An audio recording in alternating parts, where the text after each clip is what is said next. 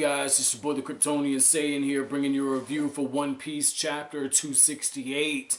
And this one caught me by surprise, but looking back on it on hindsight, gotta say, not really surprised with the way that Eiichiro Oda decided to take this, having this big brawl where everyone's kind of going at each other. There's no alliances. It makes it at times a little hard to follow up with what's happening. And there were a few times I had to stop and go back and look at a few panels. In particular, the sequence of events that takes place when Zoro tries to challenge Wyper. After Wyper shoots that huge fire beam and everyone gets out of the way. And then Zoro's like, oh shoot, the snake has poisonous fangs. And then Holly, the dog that Ohm had trained, goes through and starts swinging. And that right there, like I said, it was a little bit where you had to stop and kind of look at it. And I'm sure this is way better done in the anime, so I'm going to have to go back and look at that, you know, when I do get caught up. God knows I'm pretty far away from this moment in the anime.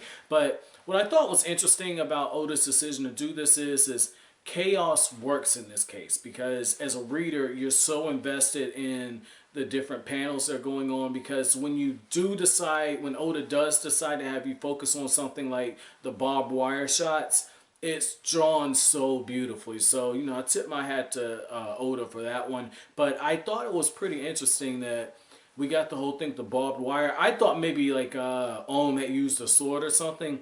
Turns out, while all this fighting is going on with all of this chaos, Ohm actually has the advantage. It makes sense. This is his territory, but he has traps laid all over the place. And he says if you step on one, it springs, which is why Zoro got hit with the barbed wire. And the thing is that makes this a very dangerous fight, because it's not like you got three people going at one. It would seem like to me that Gan Fall and Wyper and Zoro could put their differences aside and team up, and or at least Zoro and Gan Fall, but that's not the case. They're all just kind of fighting each other. You know, like Gan Fall's going at Ohm, Holly is kind of fighting whoever is trying to come at Ohm, and then you have Zoro and Wyper kind of duking it out. I mean, it's just all over the place, and given the fact that we have those traps, it just makes it seem like someone's going to get hit. And I have a feeling that's probably how Ohm's going to be defeated, because he's very cocky right now. And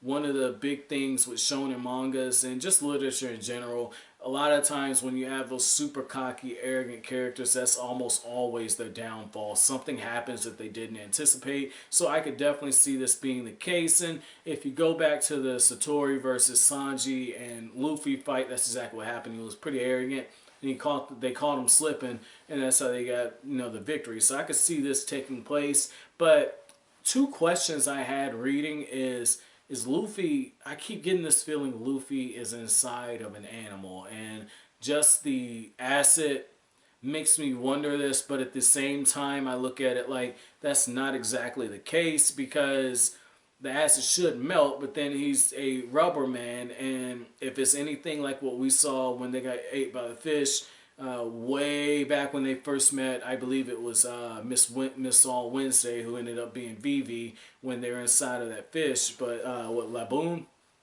And so I'm wondering if this is a case like that, where we're actually going to see Luffy somehow fell inside of an animal. I don't know how that happened. And for a moment I thought it might have been Oda saying it was a snake, because Luffy says, you know, I can't break through. It's so hard, and it's moving left and right and upside down and on its side, and that's how the snake was moving. When you go back and look at the way the snake was moving, it was making movements like that. So it just made me wonder that. And then also the panel placement, because right after we see Luffy being eaten up, that's when it transitions to Zoro being chased by the snake. I mean, it's just, or not eating up, but falling through. I mean, just little small things, man. Like in the last few chapters, it's kind of clicking together. I don't know if that's going to be the case. But what the other question I had on this was I'm reading this chapter, and I was wondering, why the hell did I think Luffy would be the one who would find the City of Gold? Shandora, as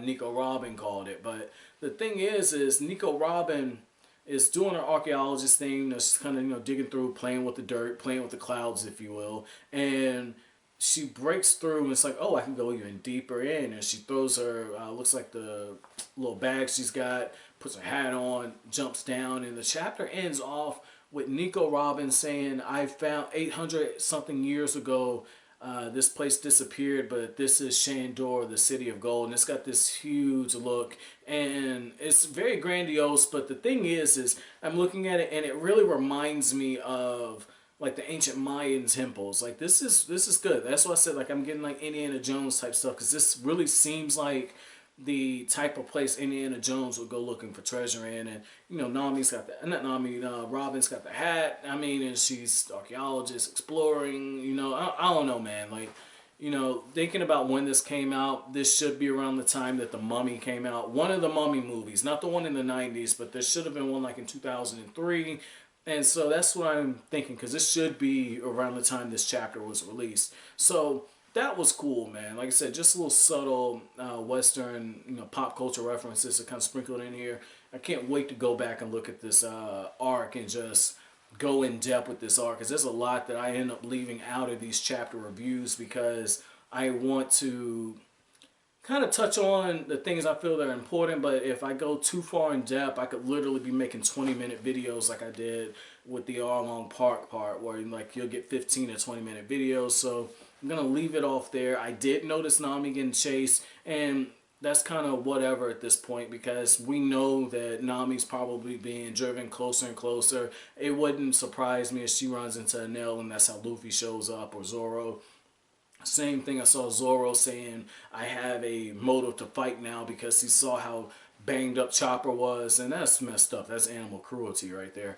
But it's inconsequential, because at this point we know Zoro is strong. He's saying Wyper is stronger than he thought, but Luffy might have been able to beat Wyper, but Luffy took some damage during that fight, so I don't know if Zoro will be able to handle that out. He's definitely right under Luffy, but I don't know. I gotta wait and see. You know, this could be the swordsman's spirit coming out. So overall, pretty good chapter. Like I said, the fight, whole bunch kind of going on, but you just kind of roll with it.